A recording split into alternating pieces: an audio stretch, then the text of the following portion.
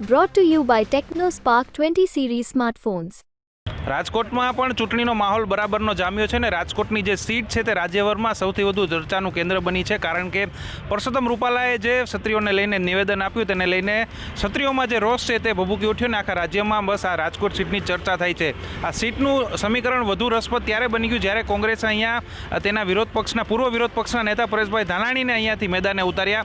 લોકો શું માની રહ્યા છે તેમની સાથે પણ ક્યાંક ને ક્યાંક ચર્ચા કરવાનો પ્રયત્ન કરીશું. અહીંયા કેટલાક વડીલો છે તે લોકો છે તેમની સાથે વાત કરીશું કે તેઓ શું માની રહ્યા છે. આ શું કરો છો અત્યારે? બાકી ચોરી હવે રેસકો સાહેબાન નહીં, અત્યારે ચૂંટણીનો માહોલ કેવો છે? અત્યારે તો કટોકટીના ખેલ જેવું દેખાય છે. આમ તમારો આમ ખાલી ફાંકી જ દેખાય, તમે નથી દેખાતા. આમ જરાક અહીંયા આવી જાઓ, જરાક બહાર તો આવો યાર. એમ નહીં, હું માહોલ કેવો લાગે છે હવે? માહોલ તો કટોકટી જેવો દેખાય. વાંધો નહીં આવે ભાજપમાં.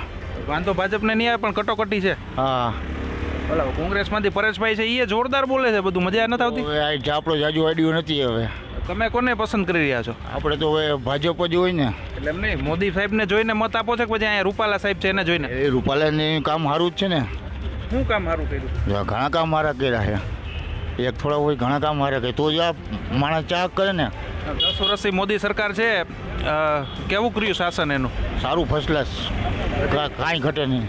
હજી એકાદી ટર્મ આપવી જોઈએ એવું લાગે છે? આપી જોઈએ. હજી પણ એકાદી ટર્મ આપવી જોઈએ. હજુ ભાજપ સરકારનું કામ છે તે લોકો પસંદ કરી રહ્યા છે.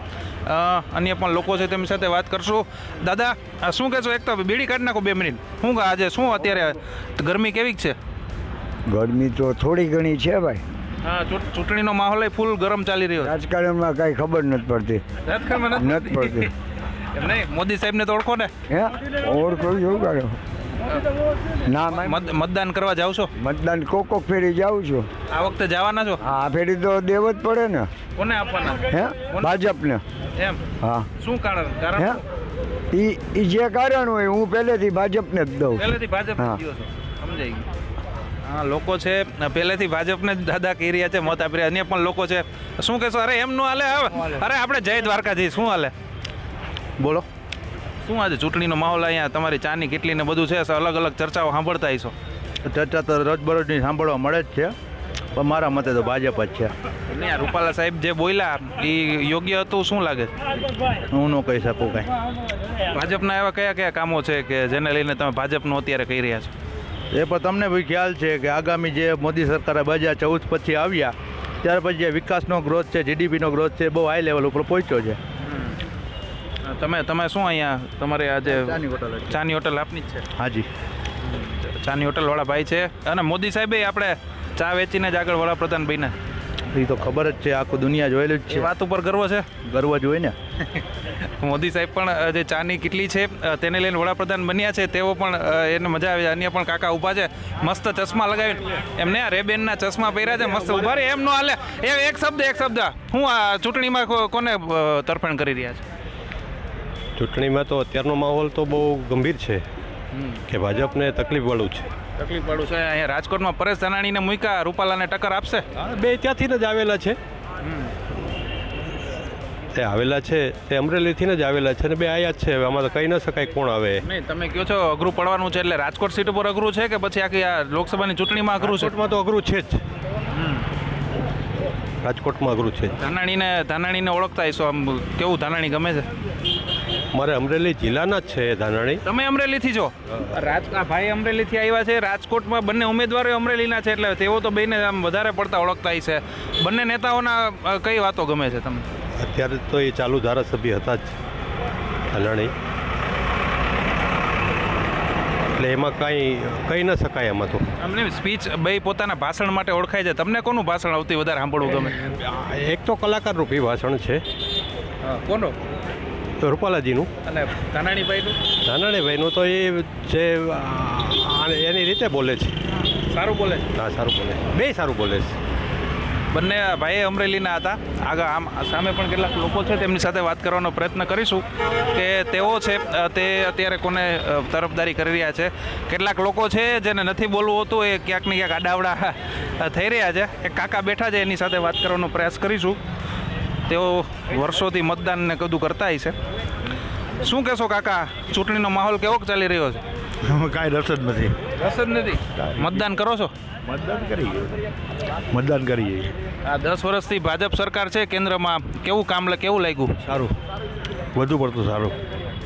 સિનિયર સિટીઝનો માટે કંઈ કામો? બધા માટે સારું કામ. કંઈ ફાયદા લ્યો છો સરકારના કંઈ? હા, લઈએ. કયા ફાયદાઓ મળે છે? એટલે બધા લાભ મળતા હોય એ લઈએ બધું. એકાદો લાભ તો કયો? આ નાના માણસોને લોન આપે છે એ બધાને મળી છે. તમે કોઈ દી લાભ લીધો છે એનો? ના, મેં નથી લીધો. મેં ગ્રુપમાં લેવડાવી છે બધાને જેને જરૂર હોય ને. તમે શું કામ કરો છો? હું નિવૃત્ત છું. પહેલાં શું કરતા હતા? પહેલાં સર્વિસ કરતો હતો. શેમાં? હું પ્રાઇવેટ હવે આરામ કરીએ. અત્યારે જે સરકારનું કામ છે બરોબર છે? બરાબર, એકદમ બરાબર છે. હજી એક ટર્મ મળવી જોઈએ.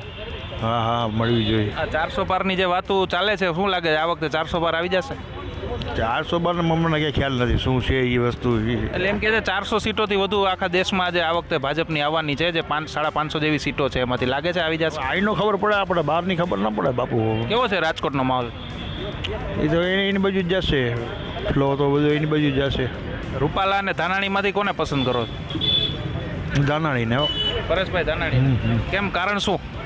હવે કારણ તો બધા બધાને ખબર છે. કારણ તો એમાં કહેવાનું. હા, બેની સ્પીચના લોકો વખાણ કરે છે. તમને કોનું ભાષણ ગમે વધારે?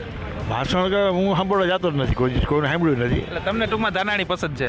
ધાનાણી. સરકારે સારું કામ કરી રહી છે ને ધાનાણીએ પસંદ છે. બરાબર છે. આ કાકા એક રસપ્રદ નીકળ્યા કે ભારત સરકારનું જે અત્યારે કામ કરી રહી છે તે પણ એને ગમે છે ને અહીંયા પરેશ ધાનાણી ઉમેદવાર છે તે પણ ગમે છે. કાકા શું કહેશો, ચૂંટણીનો માહોલ કેવો છે? સારો. રાજકોટનો જંગ આખા ગુજરાતમાં ચર્ચાસ્પદ બન્યો છે, કારણ કે જે પરસોત્તમભાઈનું નિવેદન આવ્યું ને સામે હવે ધાનાણી આવી ગયા છે, એ પણ બોલવામાં એકદમ ફાયર છે. તો હવે બેમાંથી કોને પસંદ કરી રહ્યા છે? આમાં કાંઈ બોલાય એમ નથી. બે 50-50 છે. એટલે અત્યારે માહોલ ગરમ લાગે છે? માહોલ ગરમ છે અને 50-50 છે? 50-50 ચોક્કસ. શા માટે? કારણ કે એક લેવા અને એક કડવા છે. આમાં કઈ બાજુ ફંટાય એનું કંઈ નક્કી જ નથી. નહીં, કડવા તો 2 ટર્મથી કડવાને આપે છે, તોય લેવા વધારે છે, તોય જીતી જ જાય છે. મોહનભાઈ 2 વાર જીતી ગયા કડવા હતા તોય. અમે ગયા વખતે ઉમેદવાર એવા સજેડ નહોતો ને. આ વખતે ઉમેદવાર મજબૂત છે. અમે મજબૂત છે એટલે ટક્કર થવાની છે. એટલે મારી દ્રષ્ટિએ થાય. પછી તો ગામ છે, કઈ બાજુ વંટોળ જાય કંઈક નક્કી ન હોય. તમે જે પ્રમાણે કહે છો 2 ઉમેદવારને ઓળખતા લાગો છો, શું ખૂબીઓ છે બંને ઉમેદવારને? એક લેવા અને કડવા છે.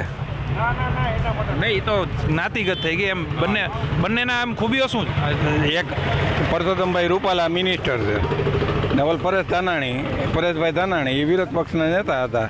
એ કેપેબલ છે ને આ 2 કેપેબલ છે. એટલે કાંઈ બોલાય નહીં, કહેવાય નહીં કાંઈ. લોકો માની રહ્યા છે બરાબરની ટક્કર છે તે થવાની છે. અન્ય પણ લોકો છે, તેમની સાથે વાત કરવાનો પ્રયત્ન કરીશું કે તે લ્યો. સાહેબ શું કહેશો, કેવો લાગે છે ચૂંટણીનો માહોલ? પંકજ વ્યાસ, રાજકોટ રેસકોર્સ ગ્રાઉન્ડ.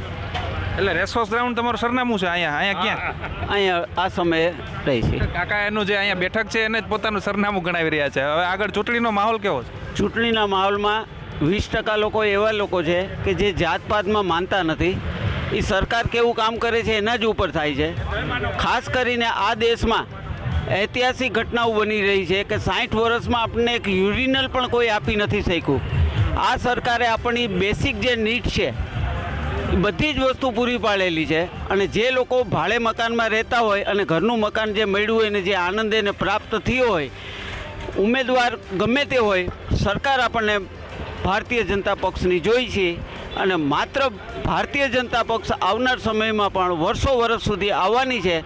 અને જે લોકો લેભાગુ તત્વો હતા, જે લોકો પોતાના સ્વાર્થ માટે રાજકારણમાં આવેલા હતા, એ લોકોનું ભવિષ્ય ખૂબ ટૂંકું છે. વહેલાસર એ લોકો પોતપોતાના ધંધે ગોઠવાઈ જશે. જેની કોઈ આવડત નથી, જેની કોઈ કેડર નથી, જેની કોઈ ટ્રેનિંગ નથી, જેને કોઈ આવડત નથી, એ લોકો જે લોકો રાજકારણમાં આવેલા છે એ લોકો ઘર ભેગા થશે. અને એટલે હવે મોદી સાહેબને જોઈને મતદાન કરો છો કે પછી અહીંના સ્થાનિક ઉમેદવારો જે હોય એને જોઈને મતદાન કરો છો? જે લોકો એક વર્ગ એવો છે કે જે મોદી સાહેબ કોણ છે એ નથી જોતા. એ ભારતમાં વિકાસ એ લોકો કામ જોવે છે. રાજકોટનો ગોંડલ રોડને થતા 20 વર્ષ થયો તો 20 વર્ષમાં એ લોકો ખાડાબુરી નહોતા શીખ્યા.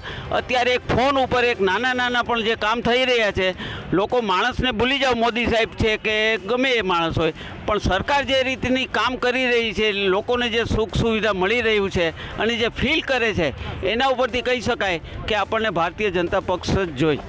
ભારતીય જનતા પક્ષ વિકાસના કારણે તેઓ મતદાન કરશે. અન્ય પણ કેટલાક લોકો સાથે વાત કરવાનો પ્રયત્ન કરીશું. યુવાન છો, શું કહેશો હવે સરકારમાં કયા મુદ્દાઓને ધ્યાન લઈને મતદાન કરવાના છો? સરકારમાં છે ને એકેય મુદ્દાને ધ્યાનમાં નથી લેવાની જરૂર અત્યારે. એનું રીઝન તમને કહું. ભારતીય જનતા પાર્ટીએ જે રીતના છેલ્લા 10 વર્ષથી જે રીતે કામ કર્યું છે, અમે લોકોએ કોંગ્રેસમાં નાના હતા ત્યારે જોયેલું છે અને અત્યારે જોયેલું છે. જે રીતના યુવાનમાં જે રીતના આપણે અત્યારે ગવર્મેન્ટ જે રીતના સ્ટ્રિક્ટ થાય છે, તમે જુઓ કાયદા કાનૂનમાં બધાને જે રીતના પ્રોબ્લેમ થાય છે, ક્રાઇમ કરવાવાળાને જે રીતના પ્રોબ્લેમ થાય છે, બધી વસ્તુઓ બેસી ગઈ છે. તમે જુઓ ને તો પહેલાં ક્રાઇમનો જે રેટ હતો, જે લેવલે હતું, અત્યારે ક્રાઇમ કરવાવાળા બધા બીવે છે આ સરકારમાં.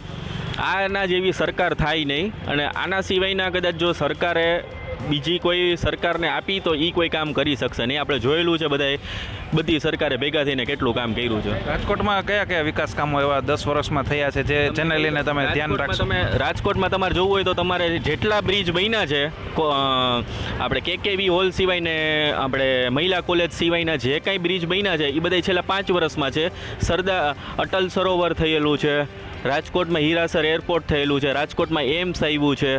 ગુજરાતનું જે રીતના ડેવલપિંગ છે કે આખા દેશનું જે રીતના ડેવલપિંગ છે, એ ડેવલપિંગને આપણે એકેય રીતના સરકારને આપણે એકેય જાતનો દોષ ઠેરવી શકીએ એમ નહીં. અને દોષ ઠેરવવા કરતાં આપણે પોતે દરેક વ્યક્તિએ સમજવાની જરૂર છે કે આપણે બધી વસ્તુ સરકાર ઉપર ન છોડવાની હોય, આપણે અમુક વસ્તુ સમજવાની હોય. આપણે રૂલ્સ ફોલો કરવા નથી સરકારના કે આપણે આપણી રીતના દેશ હલાવવો એમ ન હાલે. રૂપાલા કે ધાનાણી? રૂપાલા. પરસોત્તમ રૂપાલા જે કહી રહ્યા છે, કારણ કે રાજકોટમાં જ વિકાસના કામો થયા છે તેવું લોકો કહી રહ્યા છે. અન્ય પણ લોકો છે, તેમની સાથે વાત કરવાનો પ્રયત્ન કરીશું કે તેઓ શું વિચારી રહ્યા છે. આવો એ જણાવશું અમે તમને. અન્ય પણ લોકો છે, તેમની સાથે વાત કરવાનો પ્રયત્ન કરીશું. અહીંયા બધા મોજ કરી રહ્યા છે, કારણ કે રેસકોર્સની ચાની કેટલી છે. લોકો અહીંયા બેસવા, આરામ કરવા માટે, પોતે રિફ્રેશમેન્ટ માટે આવતા હોય છે. આ ભાઈ એકદમ જો ઉનાળાની બપોરમાં જે પ્રકારે લોકોને બધાને જમીને આળસ આવે એમ જ આવતી હોય છે. શું કહેશો, એક રૂપાલા કે ધાનાણી? રૂપાલા. શા માટે? ઇન્ટરેસ્ટમાં આપણે મોદીને સમર્થન કરી છે એટલા માટે. વડાપ્રધાન મોદીના કારણે તેઓ રૂપાલાનું સમર્થન કરશે તેમ કહી રહ્યા છે. અન્ય પણ લોકો ભાઈ છે, શું કહેશો હવે? ચૂંટણીનો માહોલ બરાબરનો રાજકોટમાં જામી ગયો છે. તમે કોને સમર્થન કરી રહ્યા છો? નરેન્દ્ર મોદી. એટલે સ્થાનિક ઉમેદવાર તમે નથી જોતા, PM મોદીના કારણે અહીંયા તમે મતદાન કરશો? હા, સ્વાભાવિક વસ્તુ. કારણ કે અત્યારે જે રૂપાલા સાહેબ થોડો કોન્ટ્રાવર્સીમાં છે. હવે જી કાંઈ આપણે અંદર કોન્ટ્રોવર્સી નડશે ચૂંટણીમાં એમને એવું લાગે છે કે પછી જીતી જશે?